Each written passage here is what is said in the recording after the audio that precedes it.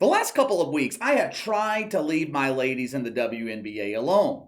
Throughout the month of May, I jumped all over my girls in the WNBA. I couldn't help it. They make it so easy. They leave the door wide open. For 6 weeks leading into the start of their regular season, all I kept hearing about was this supposed surge in popularity in women's basketball. The entire month of March, graduates of Woke U kept trying to convince me that women's basketball was actually entertaining. Nancy Armour at USA Today, she kept bragging about how great the women's college basketball tournament was. She even called it March Madness. First couple of weeks of the NBA playoffs, I kept seeing these promo packages for the WNBA. Oh, we can't wait. The WNBA season tips off in 2 weeks. It's going to be an exciting summer. Join us on ESPN and ABC as we watch women pretending to be men miss wide open layups, airball free throws, and count their facial hair at halftime. This dump was receiving all this free media promotion when the regular season started in early May and the WNBA was being handily beaten in the ratings by such popular programs like Supermarket Stakeout and I Went Undercover. I just couldn't help myself. I spent weeks appropriately shitting all over this dump. Unlike ESPN, though, I try my best not to beat topics into the ground. Last couple of weeks, I have left my supposedly biological women in the WNBA alone. I haven't called them out for their shitty ratings.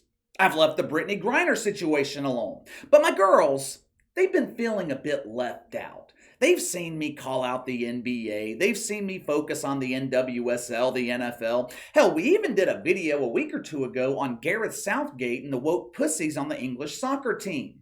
My girls in the WNBA, they have been vying for my attention. Earlier today, I received a call from Sue Bird. I call her Tweety. She said, "KC, you have been ignoring us for weeks. Our games have been so boring. Our attendance has been so low. Why have you forsaken us? You know how badly our dump needs your attention.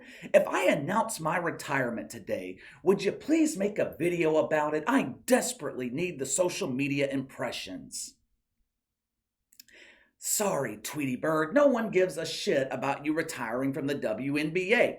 I saw all these headlines this afternoon. WNBA legend Sue Bird announces her woke welfare expires later this year, so 2022 will be her final season.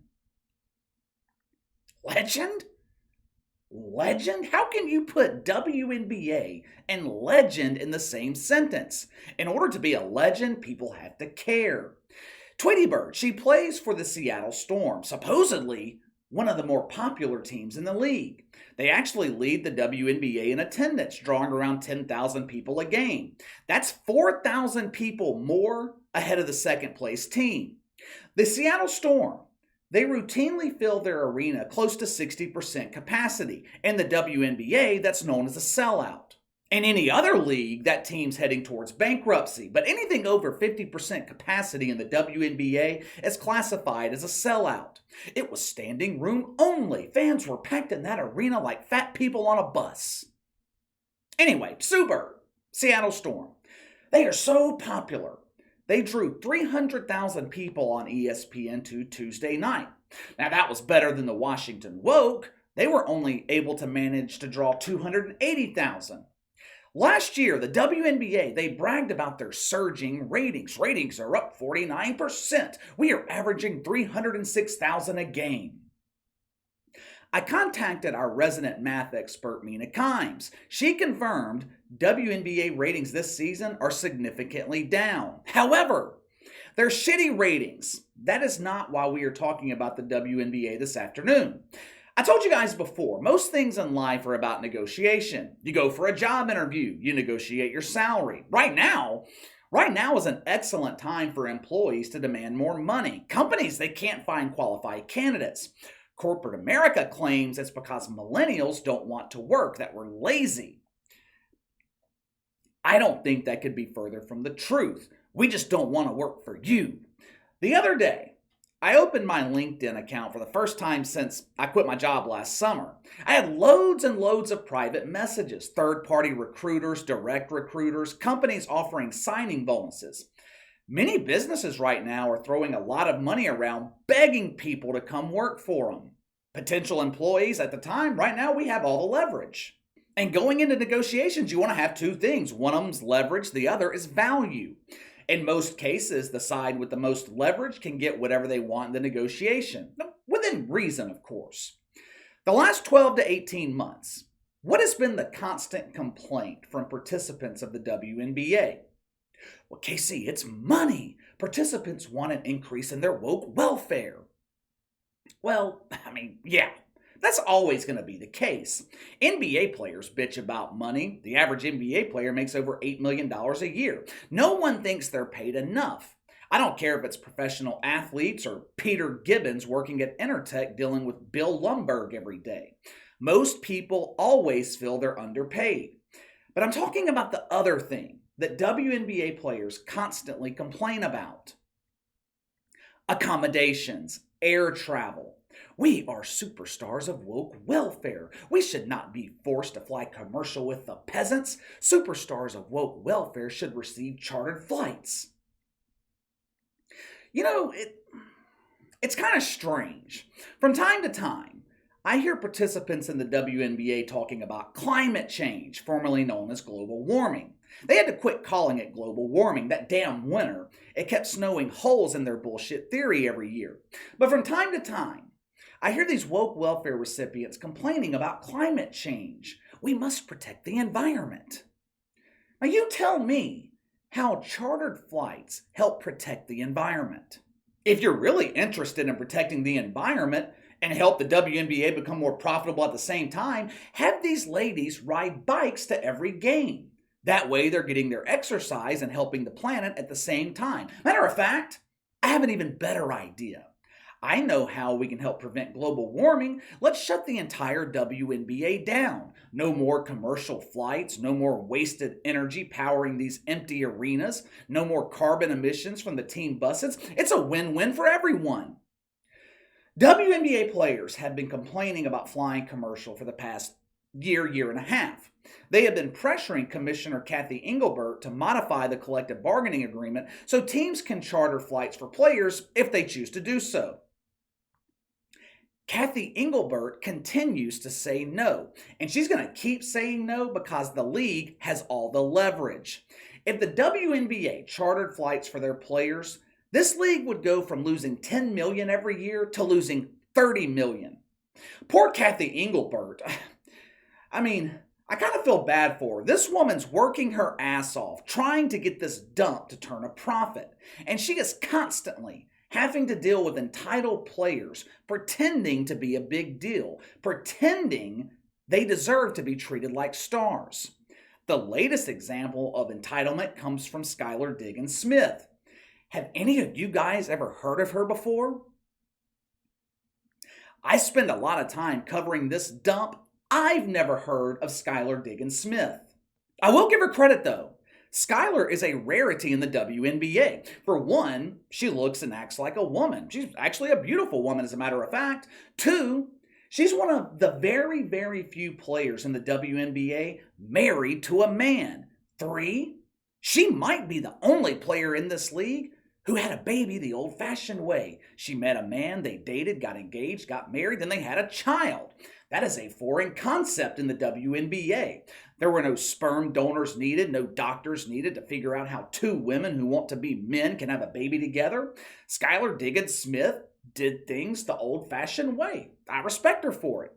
Unfortunately, though, that is where her differences with the average woke welfare recipient end. Like most other WNBA players, Skylar Diggins-Smith is complaining and pushing for things that she hasn't earned. Yesterday, she took to Twitter to complain about back-to-back road games. Oh, we are so mistreated. How can they expect high-quality basketball when we have to fly and play a game on the same day? First of all, Sky, no one expects high-quality basketball in the WNBA. In the 26-year existence of this dump, I don't think you could classify one game in 26 years as being high-quality basketball. Second, how out of touch can you be with the average person? You are participating in a league that is in desperate need for attention. You are participating in a league in desperate need for people to relate to the players. The average working man or woman, they might work for 2 hours just to afford the gas it takes to get to work. And you're complaining about having to fly from one city to the next to play a fucking charity basketball game that no one's watching? Last year, when they were talking about equity, WNBA players were pushing to be treated the same as NBA players. We should be paid equal to the men. We're stars too. Look at Natasha Cloud. She has almost 29,000 followers on Twitter. Natasha Cloud. Last summer, Natasha Cloud was bitching about player safety in the WNBA, complaining that the league wasn't testing players for the COVID often enough. I don't understand why players aren't tested more than once a week. Let's talk about player safety. You know what I don't understand, Natasha Cloud? I don't understand why you want to be a man. But anyway, recipients of woke welfare, they wanted similar treatment to NBA players. But you see, that's only when it comes to money and accommodations. When it comes to the actual work to earn that money and earn those accommodations, WNBA players want to bitch about it. I pulled the schedule for the New Orleans Pelicans last season. I was just curious. I just wanted to know how many times they had to play back-to-back road games that required air travel within the same 48 hours. I quit counting the occurrences after the first 2 weeks of the season when it had already happened twice. This is common in the NBA. Team plays a game in Chicago, leaves the arena, gets to the airport at midnight, arrives in New York City 3 or 4 in the morning. 16 hours later, they're playing again. NBA players, they'll say it's brutal, they'll say it's tough, but it's part of the job. But KC, NBA players are flying privately. WNBA players are flying commercial. Yeah. NBA players are generating billions of dollars every year. WNBA players are generating weeds at the dump, which are watered by Katie Nolan. I don't know if I could think of a better example of entitlement than this group of players in the WNBA. This league is socialism in practice. This is what socialism looks like. The entitlements are never enough. Making $230,000 a year while generating $0, not enough. Now they want chartered flights, 5-star hotels. What's next? Personal chefs, maids, personal assistants, all paid for by the NBA because the WNBA damn sure can't pay for it. Entitlements, free money, those are great things when you're spending other people's money. The problem is, eventually other people get tired of financing your lifestyle. Now, that's not going to happen anytime soon with the WNBA. This dump is a nice tax write-off for the NBA. Plus, Adam Silver, he doesn't want to be labeled a misogynist for cutting off the woke welfare. But let me know what you think. Skylar Diggins-Smith, complaining about playing back-to-back road games.